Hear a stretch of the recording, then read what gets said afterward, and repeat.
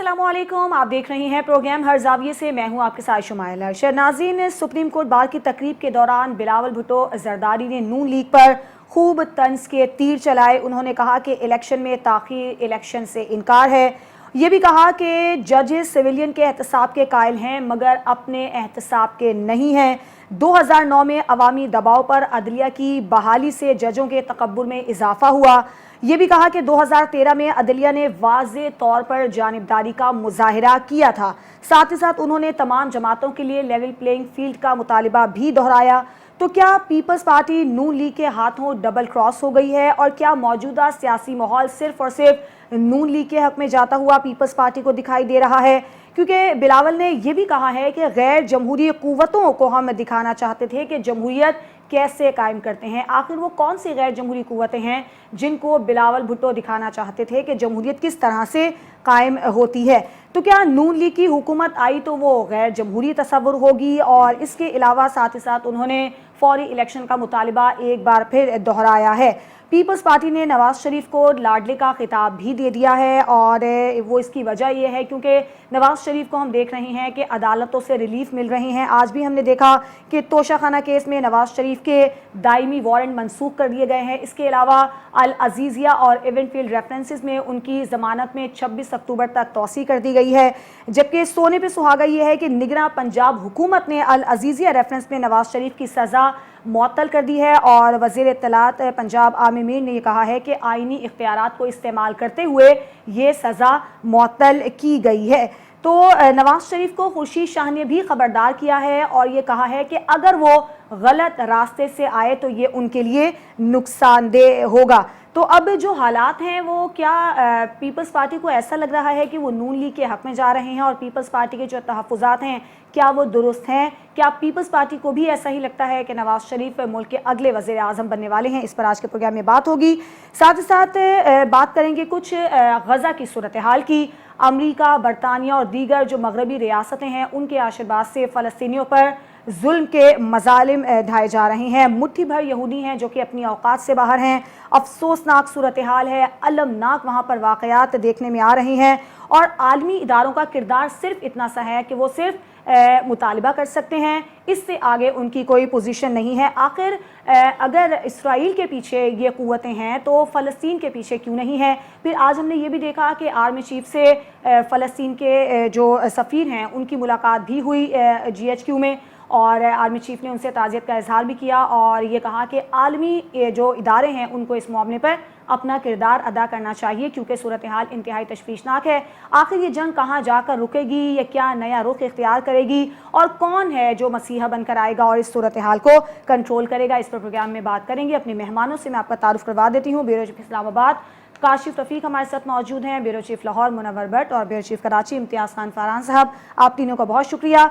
सबसे पहले काशिफ आपसे सवाल, बिलावल भुट्टो की जानिब से जो आजकल बयानात दिए जा रहे हैं, आप क्या समझते हैं? क्या वो वाकई तहफ़्फ़ुज़ात का शिकार हो गए हैं या उनको ऐसा लग रहा है कि जो हालात हैं नवाज शरीफ की वापसी के बाद वो नून लीग के हक में जाते हुए दिखाई दे रहे हैं और उनको ये खदशा है कि लेवल प्लेइंग फील्ड सबके लिए नहीं है?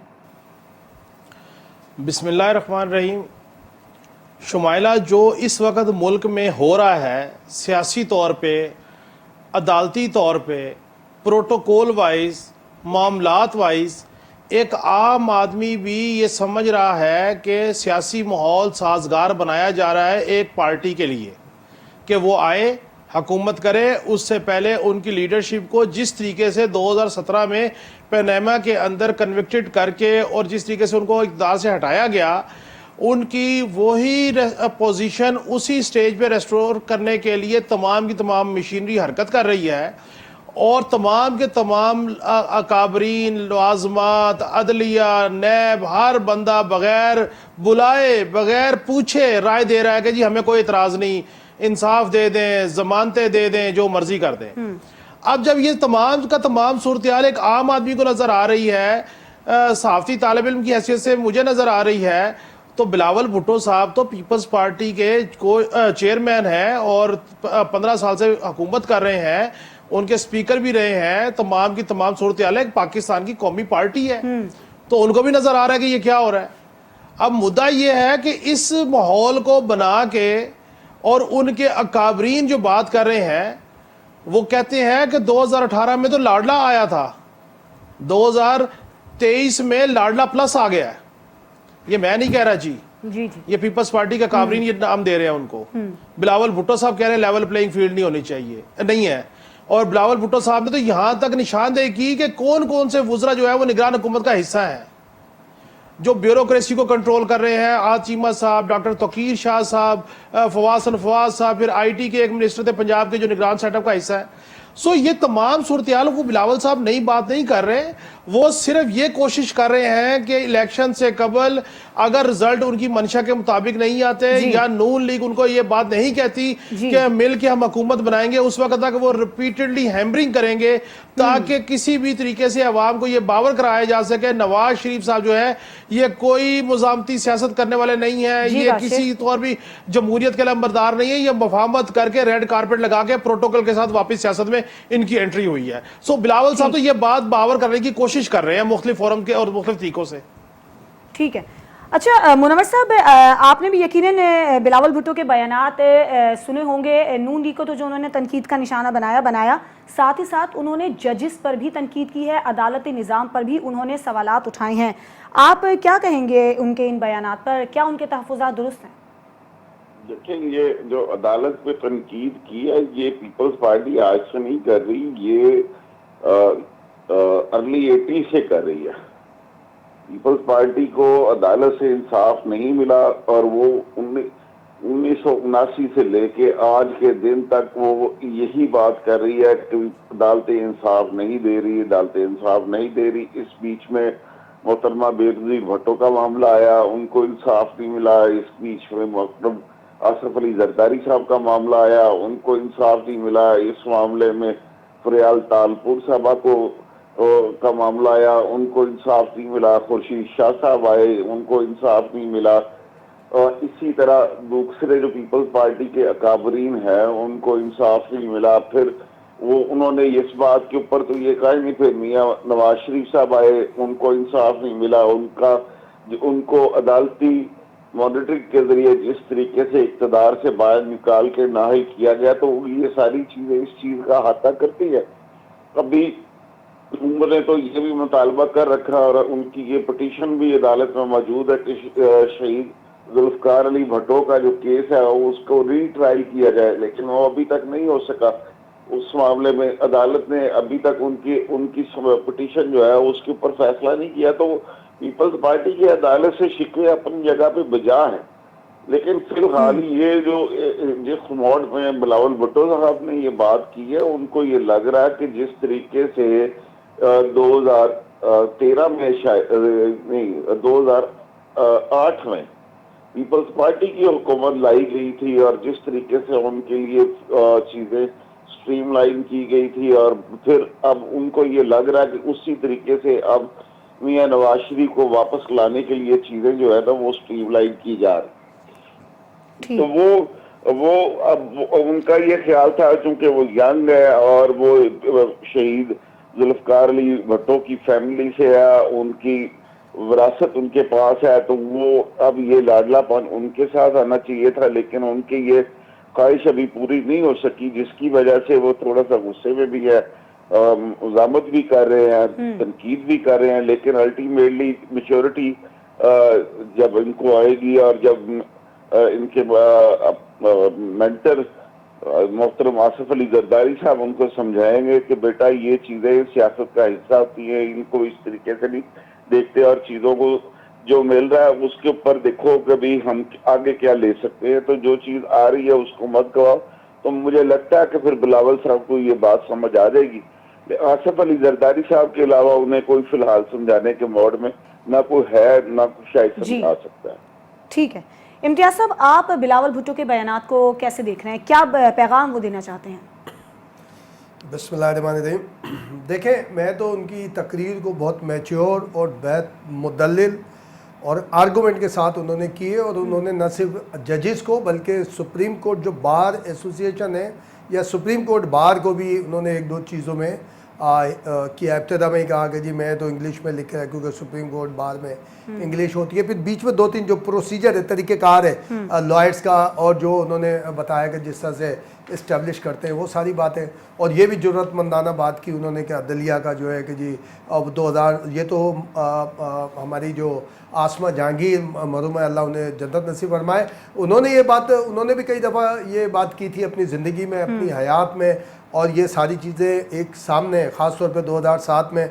अब आप सबसे बड़ी मिसाल ले लें कि ये सुप्रीम कोर्ट समेत जो जजेस थे, ये एक यूसुफ रज़ा गिलानी वज़ीर आज़म के एग्जीक्यूटिव ऑर्डर से बहाल हुए थे, उनके एग्जीक्यूटिव ऑर्डर से इनकी तनख्वाहें जारी की गई थी। लेकिन जब मामला आता है लेजिस्लेशन का कि पार्लियामेंट ने लेजिस्लेशन की है, तो जिस पार्लियामेंट का चीफ एग्जीक्यूटिव की वजह से बहाल हुए उसको बोलते हैं उसके पास इख्तियारात ही नहीं है, वो हमारे फैसले कैसे कर सकता है। यानी आपको बहाल करने, आपकी मराद बढ़ाने, आपकी तनख्वाहें शुरू करवाने के बात कर सकता है, और बाकी उसके पास इख्तियार नहीं है। कोई जुर्रतमंदी से बोला है बिलावल ने, बिल्कुल ज़बरदस्त बोला। 2007 की तहरीक चली, गो के उसमें PTI चेयरमैन नवाज शरीफ, ये काजी हुसैन एक पेज के ऊपर थे, एंटी पीपल्स पार्टी थे, सारे के सारे थे, बाद में तितर बितर हो गए, और जब वो बहाल हुए तो इफ्तिखार चौधरी को दुनिया ने देखा कि वो तो सद इफ्तिखार बन गए।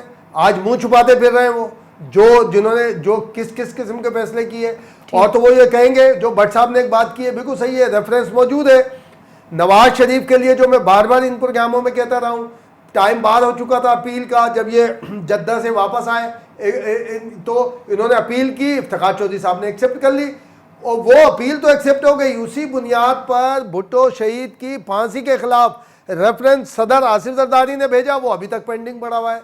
और जो सारी बाद में जिस तरह जजेस ने अपने इख्तियारात का इस्तेमाल किया, वो सबके सामने, साकिब निसार साहब ने क्या किया, जस्टिस आसिफ सईद खोसा साहब ने क्या किया, उसके बाद जो हमारे गुलजार साहब आए उन्होंने क्या किया, ये सारी चीज़ें जो एजेंसीज के पास शुमाला, हमारा आपका रिकॉर्ड सिर्फ नहीं है, इन सब के भी रिकॉर्ड है कि किसने कहाँ पे क्या किया।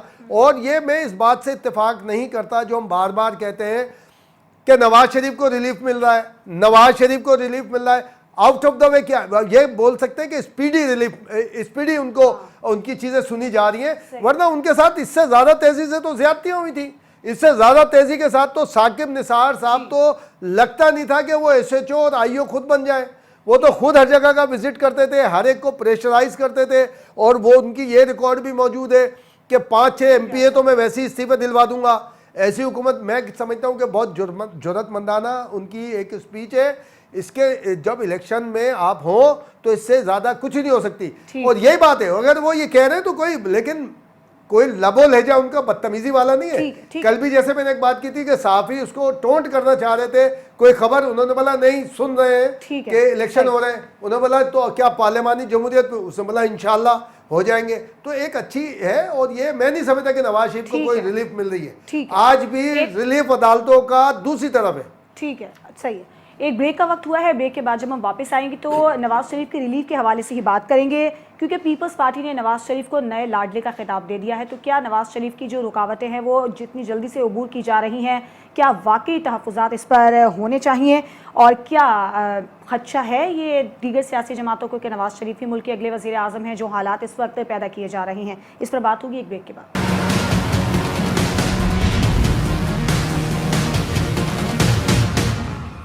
Welcome back. नवाज शरीफ को उनके मुकदमात में रिलीफ मिलने का सिलसिला जारी है, जिस पर जो पीपल्स पार्टी है, इसके अलावा तहरीक इंसाफ ने तो खैर इस फैसले को ही मुस्तरद कर दिया है कि उन्हें किसी किस्म का रिलीफ फराहम किया जाए, ख़ासतौर पर नवाज शरीफ के हवाले से जो उनका मौक़िफ़ है। मुनव्वर साहब बताइएगा, नवाज शरीफ को रिलीफ मिलना और इस पर दीगर जो सियासी जमातें हैं उनके तहफ़्फ़ुज़ात, और ख़ास तौर पर तहरीक इंसाफ ने तो इस फैसले को ही मुस्तरद कर दिया है कि नवाज शरीफ को रिलीफ मिलना भी चाहिए, क्या समझते हैं आप?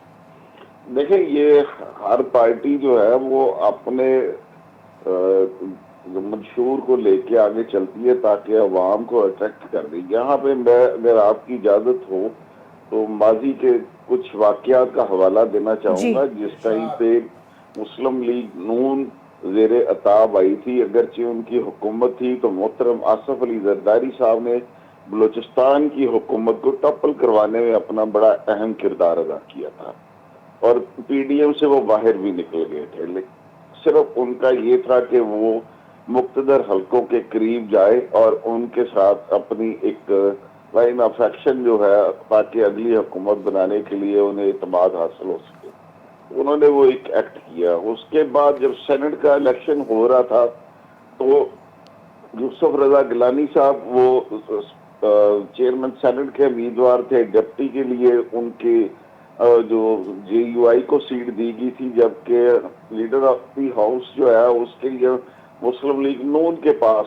मैंडेट था। लेकिन वहां पे भी जैसे यूसुफ रजा गिलानी साहब चेयरमैन सेनेट का इंतखाब हार गए, तो उसके बाद फिर उन्होंने deputy chairman senate Asif Ali Zardari साहब ने अपना इलेक्ट करवा लिया और JUI का उम्मीदवार हार गया। और इसी तरह फिर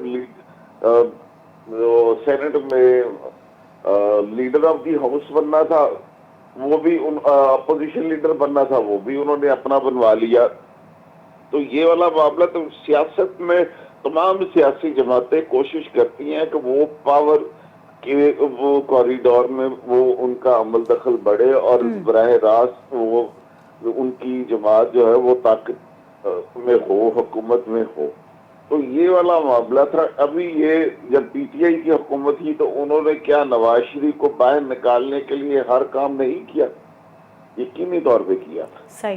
तो ये अब जब मियां नवाज शरीफ के पास एक अपॉर्चुनिटी आई है तो वो क्या वो अपनी जमात को पीछे रख के तो दूसरी जमातों को अकोमोडेट करेंगे?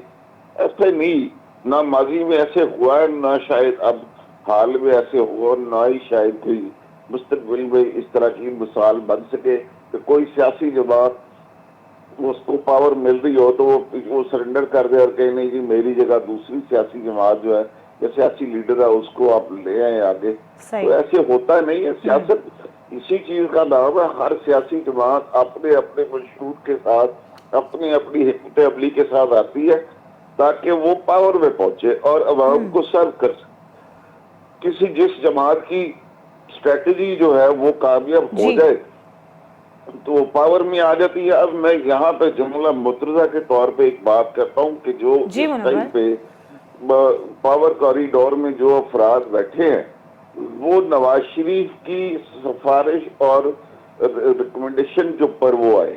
तो अब जिन लोगों को नवाज शरीफ लेके आए वो नवाज शरीफ को लेके आ रहे ठीक है बदले में। ठीक है। तो ये वाली बात है। बाकी सिस्टम जैसे पाकिस्तान में चला है वैसे ही चलता रहेगा। अच्छा, इम्तियाज साहब, खुर्शीद शाह साहब ने एक मैसेज दिया है कि नवाज शरीफ को गलत रास्ते से आए तो तारीख में एक मिसाल बन जाएंगे और ये कहा है कि मुल्क बचाओ किसी के हाथ में ना हो। इस बयान को आप कैसे देख रहे हैं और नवाज शरीफ को जो रिलीफ मिल रहा है इस पर आपका क्या मौक़िफ़ है? देखिए, मैं तो रिलीफ से मुत्तफिक ना पहले था, अभी हूँ। रिलीफ भी अभी दूसरी साइड पे मिल रहा है, इधर अभी तक नहीं आया है रिलीफ।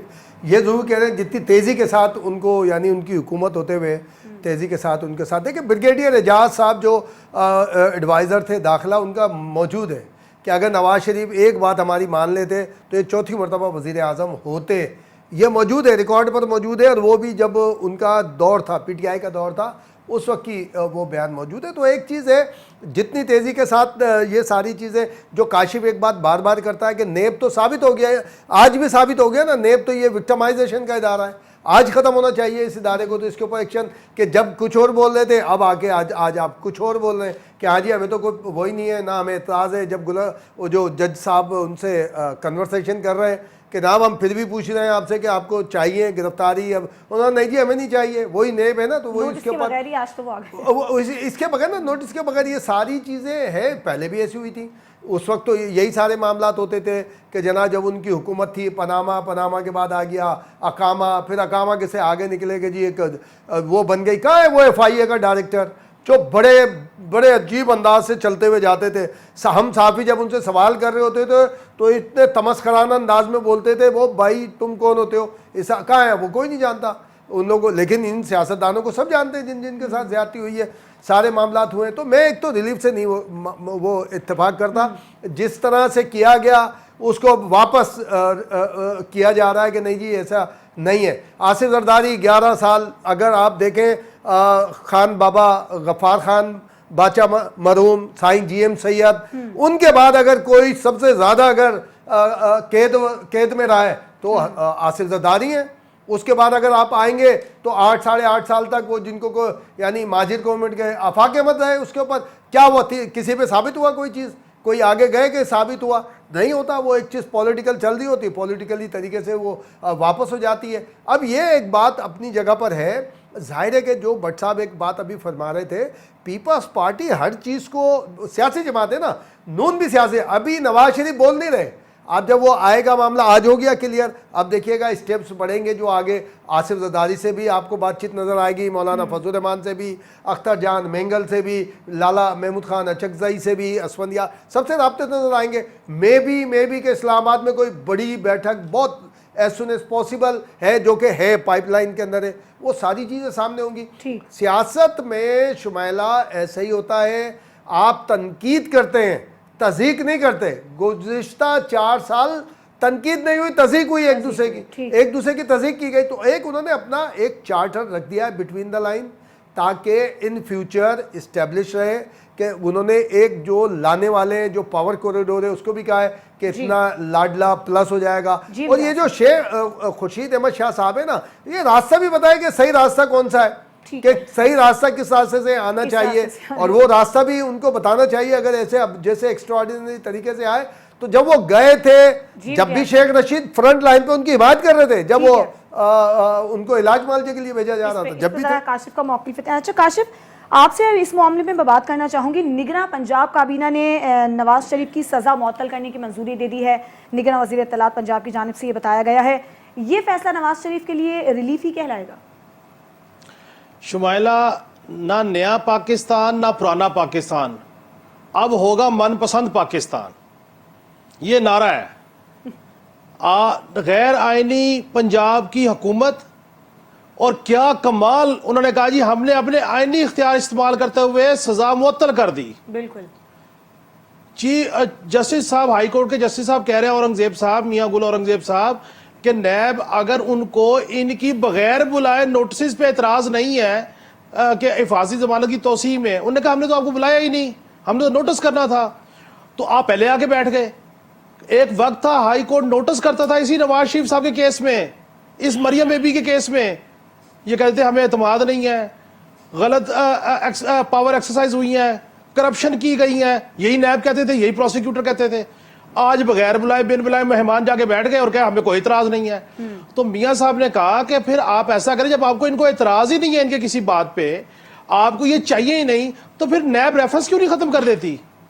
کیا ڈرامہ لگایا ہوا بھائی, ریفرنس آئے گا, پیشی ہوگی, 70 پیشیاں ہوں گی, 40 پیشیاں ہوں گی, میڈیا ہوگا, لاجسٹک ہوگا, اور اس کے بعد جا کے بری ہو جائے گا بندہ. تو پھر آپ کیس ہی واپس کر لیں, ریفرنس ہی ختم کر دیں. یہ جج صاحب کہہ رہے ہیں. اب آپ مجھے بتائیں, میں اس کو من پسند پاکستان نہ کہوں تو میں اس کو آئینی اور قانونی پاکستان کہوں.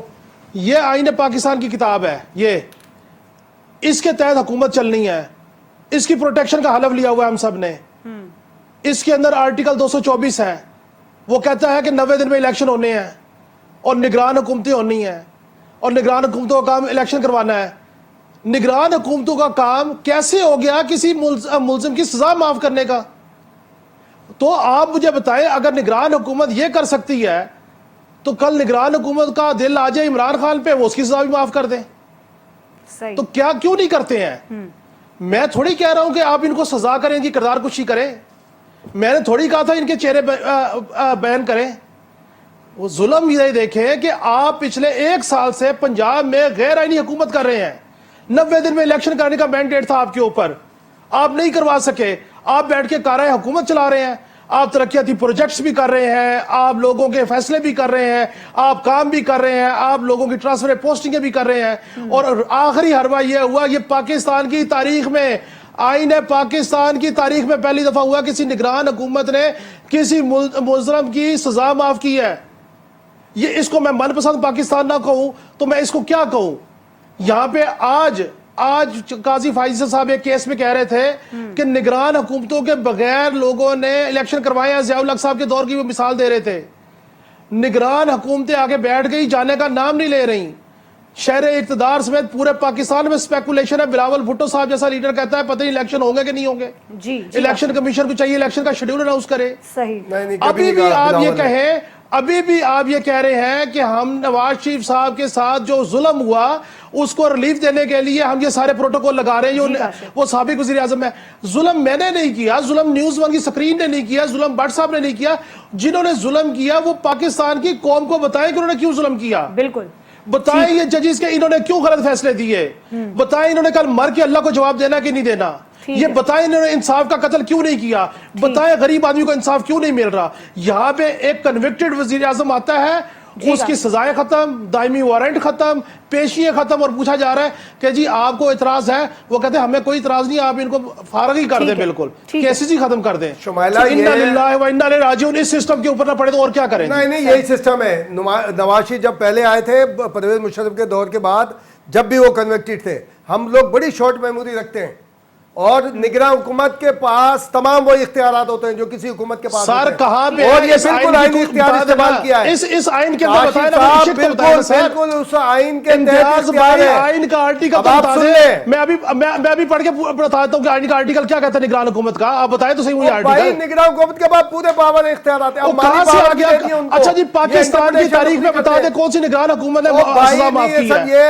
کوئی ایک تو بتا دیں, کوئی ایک تو بتا دیں, کوئی ایک تو بتا دیں کس نے سزا معاف کی ہے. میں بتا رہا ہوں نا آپ کو, خدا کو مانے یار. آپ سن لیں نا, نواز شریف صاحب واپس آئے, سپریم کورٹ گئے, ان کو ایکسٹرا مائلیج دیا گیا کہ آپ اپیل دائر کریں. یار بات سنو گے تو بتاؤں گا نا. دیکھیں نگراں حکومت کے پاس مکمل کلی اختیارات ہوتے ہیں جو ایک عام حکومت کے پاس ہوتے ہیں. نمبر 1, صدر آصف زرداری نے رحمان ملک جو بعد میں سینیٹر بنے تھے, وزیر داخلہ بنے تھے, ان کی سزا معاف کی تھی. ریاض لال جی کی سزا معاف کی تھی جو ملک سے باہر گئے تھے. صدر پاکستان نے کی تھی, حضور صوبائی کابینہ نے نہیں کی تھی, صدر پاکستان نے کی تھی. کاشف صاحب بات تو سن لیں پہلے. اور یہ کسی بھی صوبائی حکومت کا اختیار ہوتا ہے. ان پروگراموں میں بار بار کہہ چکا ہوں کہ وہ پے رول پہ کسی بھی سزا یافتہ ملزم کو اس کے سزا کے ساتھ ریلیز کر سکتی ہے. یہاں پہ پیپلز پارٹی میں ہوئے پڑھے پہلے. اور سر یار خدا کا مانے پے رول میں اور سزا کی معافی میں فرق ہی نہیں ہے. معافی نہیں ہوئی ہے, نہیں ہوئی ہے معافی. سر ختم.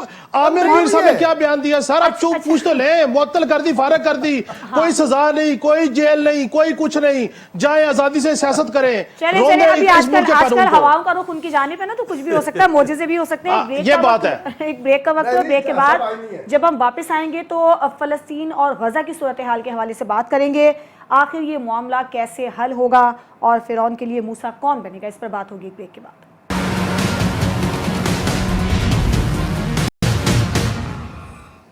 Welcome back. اب ہم بات کریں گے غزہ کی صورتحال کے حوالے سے, جس میں 5000 سے زیادہ تعداد ہو گئی ہے جو شہید فلسطینی ہیں ان کی, اور انتہائی افسوس کی بات یہ ہے کہ ان میں بہت بڑی تعداد, تقریباً 2000 سے زیادہ تعداد جو ہے وہ معصوم بچوں کی, اور 1000 تعداد خواتین کی بھی شامل ہے.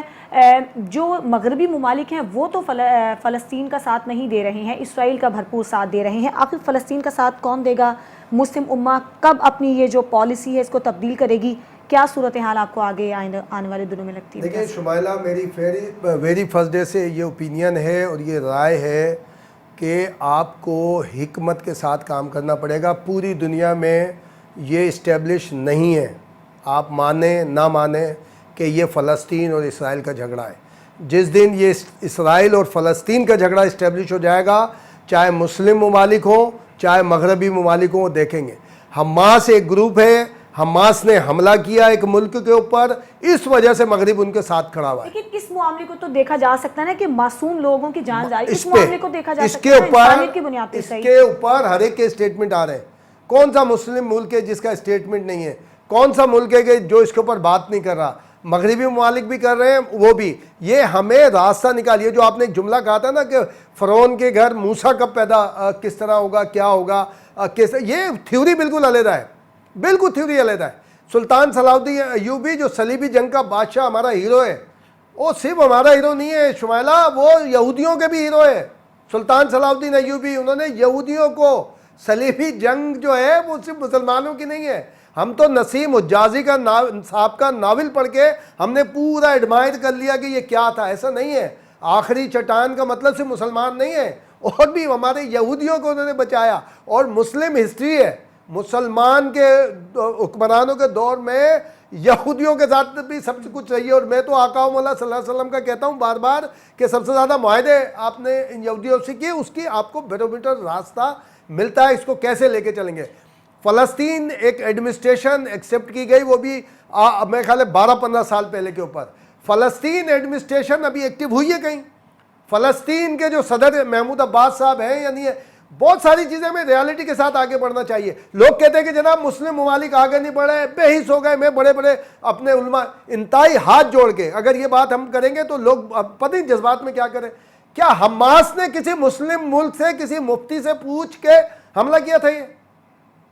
یا آگے بڑھے تھے کہ کوئی مسلمان ممالک آ جائے جناب کہ ہم آ گئے؟ اب یہ بات بولیں گے آپ کے پیچھے پڑ جائیں گے لوگ۔ لیکن سپورٹ تو تھی نا۔ سپورٹ علیحدہ چیز ہوتی ہے۔ سپورٹ اناؤنس کسی نے کیا ہے کہ میں اس کے پیچھے ہوں، میں اس کے ساتھ آگے آؤں گا، میں اس کو کروں گا؟ نہیں ہے نا۔ تو ادھر اسرائیل معصوم بن گیا، اس حملے کے بعد معصوم بن گیا۔ ہم نے ابابیلوں کے نعرے لگائے کہ اب ابابیلیں اتر کے آ گئیں، اس کے بعد ہم ابابیل کی کیوں بات نہیں کر رہے؟ ریالٹی یہی ہے۔ غازہ صرف ایک نہیں ہے فلسطین کے اندر شہر، شمالہ غازہ کے علاوہ 4 اور بڑے بڑے شہر ہیں اور بڑے ترقی یافتہ شہر ہیں، وہاں پہ سب رہتے ہیں، کرسچن بھی رہتے ہیں۔ اور آپ کیا سمجھتی ہو کہ اسرائیل میں صرف یہودی رہتے ہیں؟ لیکن امتیاز صاحب یہ رد عمل تھا نا، حماس کا حملہ رد عمل تھا، کوئی کون سا شرارت رد نہیں عمل؟ تھی نا۔ چلے بتا دیجیے کس کے رد عمل میں؟ جس طرح سے اسرائیل مظالم کر رہا ہے فلسطینیوں پر صدیوں سے، ہے نا، تو انسان کو صدیوں سے برداشت کرے گا، کبھی فلسطین کبھی اسٹیٹ کا ہے، ری ایکشن آئے گا اس نا۔ کو ری ایکٹ کرنا چاہیے فلسطین ایڈمنسٹریشن کے اوپر، تاکہ فلسطین ایڈمنسٹریشن جائے یو این او جو اب حصہ بن چکی ہے اس کا آبزرور کے طور پہ اس کی ممبرشپ آ گئی ہے۔ آپ طریقے سے جائیں گے نا۔ آج جیسے ملاقات ہوئی ہے فلسطینی ایمبیسڈر سے، ہمارے آرمی چیف سے، جنرل عاصم منیر صاحب سے، اس کے اوپر جو ایک چیز آئی ہے، میں سمجھتا ہوں یہ حل اسی طرف جانا ہے اور اس کی طرف ہمیں بڑھنا چاہیے۔ جو سعودی عرب کے فرما روا کا ایک اسٹیٹمنٹ تھا کہ 1967 کی جو جورسڈکشن ہے اور فلسطین جو بیت المقدس ہے وہ فلسطین کا کیپٹل ہو، وہی آج ہمارے جو آرمی چیف ہیں انہوں نے بھی اسی بات کو آگے کہا ہے، اور یہ اس کا سب سے اچھا حل ہے۔ اس کے لیے ہمیں ایڈوکیسی کرنی چاہیے۔ ٹھیک ہے، حل کیا ہے کاشف؟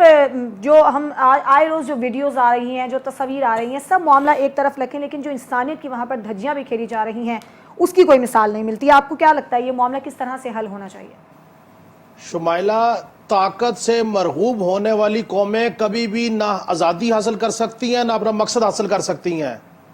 سلطنت عثمانیہ کی ابتدا کوئی اسٹریٹجک چیزوں سے نہیں ہوئی تھی، ایک پیشن سے ہوئی تھی۔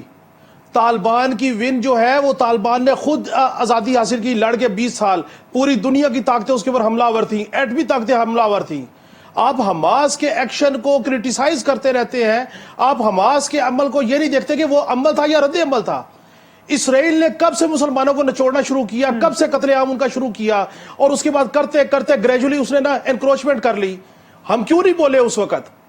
یہ اتنا بڑا منافقانہ رویہ تھا اسرائیل کا، امریکہ کا، کہ یو این میں کھڑے ہو کے پاکستان کے اندر انسانی حقوق کے سلب ہونے کی باتیں کرتا ہے، نہ بھارت کی بات کرتا ہے، نہ کشمیر کی بات کرتا ہے، نہ اپنے ناک کے نیچے ہونے والے ظلم کی بات کرتا ہے۔ یہ دنیا کی سب سے بڑی ڈیموکریسی کہلانے والا جمہوری ملک امریکہ جو اپنے آپ کو کہتا ہے، یہ کہتا ہے کہ اسرائیل کے ساتھ میں کھڑا ہوں گا اس کے دفاع میں، وہ یہ نہیں کہتا کہ وہاں پہ بچے شہید ہو رہے ہیں، مظلوم بچوں کا کیا قصور ہے؟ صرف قصور ہم یہ کہہ رہے ہیں کہ حماس نے حملہ کر دیا، اس کے جواب میں اسرائیل جو کر رہا ہے ہم اس کو جسٹیفائی کیسے کر سکتے ہیں؟ اور اسرائیل کون سی قانون کی پاسداری کر رہا ہے؟ اسرائیل بھی تو جنگی قوانین کی دھجیاں اڑا رہا ہے۔ کس قانون کے تحت اس نے انکروچمنٹ کیا؟ آج ہمارے آرمی چیف صاحب کی طرف سے دیکھیں، اس ملک میں یکسو پالیسی ویژن آرمی چیف صاحب کا چل رہا ہے، وہ معاشی ہو یا کچھ ہو۔ آج کلیئر سٹیٹمنٹ آ گیا کہ 1967 کی جو ڈیوائیڈیشن ہے، جو ڈویژن ہوئی ہے، اس کو انشور کرنا پڑے گا۔ اور انہوں نے یہ کہا کہ القدس شریف فلسطین کا دارالحکومت ہے۔ یہ کلیئر کٹ لائن ہے۔ اس کلیئر کٹ لائن کے اوپر کسی کو اللہ ظرف دے گا وہ کھڑا ہو جائے گا، جس کو ظرف نہیں دے گا وہ نہیں کھڑا ہوگا۔ ان یہودیوں نے، ان نصرانیوں نے، ان عیسائیوں نے کیا کچھ نہیں کیا۔ بڑے بڑے سیٹل ممالک میں، سویڈن میں، کہاں توہین رسالت نہیں ہوئی؟ کیسے کیسے انہوں نے حضور نبی کریم صلی اللہ علیہ وسلم کے کارٹونز نہیں بنائے؟ کیا انہوں نے قرآن پاک نہیں جلایا؟ کیا انہوں نے مساجد کو آگ نہیں لگائی؟ کیا انہوں نے بیت المقدس کی بھی حرمتیں نہیں کی؟ جب یہ تمام کام ہو چکے، اس کے بعد اللہ نے جس کو حوصلہ دیا، جس کو ظرف دیا، جس کو استعمال کرنا تھا اللہ نے کیا، انہوں نے اپنے حصے کا دیا جلایا۔ ہم حیران، میں حیران اس بات پہ ہوتا ہوں کہ بجائے اس کے کہ ہم اپنے نہتے مسلمانوں کو سپورٹ کرنے کے، ہم یہ کہتے ہیں کہ اسرائیل یہ کر گیا۔ میں اس بات کا پہلے دن سے آپ کے پروگرام میں کہہ رہا ہوں، میں نہیں تسلیم کرتا کہ اسرائیل طاقت خرما میں ہر کچھ کر جائے گا۔ اگر طاقت نے ہی جیتنا ہوتا تو پھر طالبان نہیں جیتے، اگر طاقت نے جیتنا ہوتا تو پھر سلطنت عثمانیہ کی بنیاد ارطغرل نہیں رکھتا۔ اور کیا سلطنت عثمانیہ نے نئی حکومت کی اس دنیا میں، اور اس کو اندر سے سازش کر کے گرایا گیا، اندر سے سازش کر کے اس کو کمزور کیا گیا۔ اگر سلطنت عثمانیہ اس دنیا میں رہ سکتی ہے، اس وقت بھی، اس وقت کے دور میں یہودی طاقت میں تھے، عیسائی طاقت میں تھے، اس وقت بھی یہ قوت طاقت بھی تھی۔ اللہ نے نصرت دی، میرا اللہ نصرت بھیجے گا حماس کے مظلوموں کے لیے انشاءاللہ انشاءاللہ۔ منور آپ کیا کہیں گے اس سارے معاملے پر؟ مجھے تو بڑی خوشی ہے کہ اللہ کی نصرت آ رہی ہے، کاش یہ اللہ کی نصرت مقبوضہ کشمیر میں بھی آ جائے، جہاں پہ کشمیری مسلمان جو ہے وہ مسلسل جہاد بھی کر رہے ہیں، جنگیں بھی دے رہے ہیں، ہر طرح کے مظالم بھی برداشت کر رہے ہیں۔ پاکستان ان کی مدد نہیں کر پایا، صرف اخلاقی مدد کر رہا، حالانکہ یہ کشمیریوں کا رائٹ تھا کہ وہ کس کے ساتھ شامل ہونا چاہتے ہیں وہ اس پہ ووٹ کریں۔ لیکن نیوکلیئر پاکستان جو ہے وہ اپنے کشمیری بھائیوں کی اس طریقے سے مدد نہیں کر سکا جس طریقے سے میرا بھائی کہہ رہا ہے کہ فلسطین کے مسلمانوں کی مدد ہونی چاہیے۔ تو قصہ دونوں طرف ایک سا ہی ہے، فلسطین پہ اسرائیل غاصب ہے، ہیلڈ کشمیر میں بھارت غاصب ہے، دونوں طرف مسلمانوں کی لاشوں کے پشتے لگائے جا رہے ہیں، روزانہ کی بنیاد پہ گرفتاریاں بھی ہوتی ہیں، قتل و غارت گری بھی ہوتی ہے، پھانسیاں بھی دی گئی ہیں حریت رہنماؤں کو، کشمیری لیڈروں کو، کارکنوں کو، جنہوں نے آزادی کا نعرہ لگایا، جنہوں نے پاکستان میں شامل ہونے کا نعرہ لگایا، ان کشمیری رہنماؤں، کارکنوں اور شہریوں کو ہر طرح کی سزائیں دی گئی۔ لیکن طاقت کے زور پہ یہ مسئلہ حل نہیں ہو سکا۔ اگر پاکستان، نیوکلیئر پاکستان طاقت کی وجہ سے اپنے مسئلے کو حل نہیں کر سکا اور اقوام متحدہ کی قراردادوں کے اوپر وہ جاتا ہے اور کہتا ہے کہ مسئلہ کشمیر کو اقوام متحدہ کی قراردادوں کے عین مطابق حل کیا جائے، تو پھر یہ فلسطین کا مسئلہ بھی اقوام متحدہ کی جو قراردادیں ہیں اس کے مطابق ہی حل ہونا ہے۔ اگر آپ شورش کے ذریعے، عسکریت کے ذریعے اس مسئلے کو حل کر سکتے تو کشمیر کا مسئلہ بہت پہلے حل ہو جانا تھا۔ جی تو یہی والا معاملہ ہے۔ میں فرحان صاحب کی رائے کو میں سپورٹ کرتا ہوں کہ یہ معاملہ ڈائیلاگ کے ذریعے ہونا ہے۔ فلسطین کے پاس اقوام متحدہ میں ایک سٹیٹس موجود ہے ریاست کا۔ منور سوال یہ ہے کہ آج تک ہو کیوں نہیں پایا پھر؟ تو مسئلہ کشمیر کیوں نہیں حل ہو پایا؟ شمائلہ ایک منٹ میں بتاتا ہوں جی کیوں نہیں حل ہوا۔ شمائلہ، مسئلہ کشمیر کے اوپر مشرف صاحب کے دور سے لے کے باجوہ صاحب کے دور تک ٹھیک جو سرد موری دکھائی گئی، نواز شریف صاحب کی حکومت تک 1% بھی مسئلہ کشمیر پہ کمپرومائز نہیں تھا۔ ٹھیک، یہ ریکارڈ کی بات ہے۔ مسئلہ کشمیر پہ کمپرومائز آیا، باجوہ صاحب آرمی چیف تھے، تحریک انصاف کی حکومت تھی، اور اس کے بعد جب اس کی حیت کو بدلا گیا تو ہم نے 1 منٹ کی خاموشی کا اختیار کی۔ نہ باجوہ صاحب نے ریٹیلیشن کی، نہ اس وقت کی حکومت نے کی۔ مسئلہ یہ کشمیری تو ہمیں پکار رہے تھے، ٹھیک ہے، ہم اخلاقی طور، میں کب کہہ رہا ہوں کہ جنگ ضروری ہے؟ میں کہہ رہا ہوں کہ اگر آپ جلدی کسی کی اپنی بات بات سننے کو مکمل تیار کریں ہیں کہ پھر تو پھر ہم کیسے سے کریں گے؟ کا وقت ختم ہونے والا ہے، بس جلدی سے اپنی بات کو مکمل کریں۔ میرا صرف ایک ہی نقطہ ہے، میں یہ نہیں کہتا کہ جنگ ضروری ہے، لیکن میں یہ کہتا ہوں کہ اگر آپ نہیں رکیں گے تو پھر کمزور آدمی جتنا کچھ کر سکے گا وہ کرے گا۔